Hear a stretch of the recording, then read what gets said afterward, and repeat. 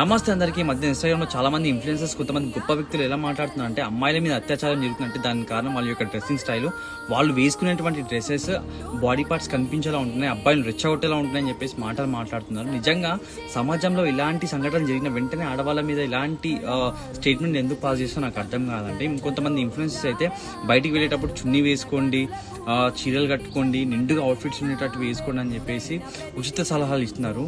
మీరు ఎవరండి మాట్లాడడానికి? ఇష్టమైన డ్రెస్సెస్ వాళ్ళు వేసుకుంటారండి, ఎవరికి నచ్చినట్టు వాళ్ళు ఉంటారు. రోజంతా చీరలు లంగావని కట్టుకొని ఇంట్లో ఉండమంటే ఉండలేరు కదా.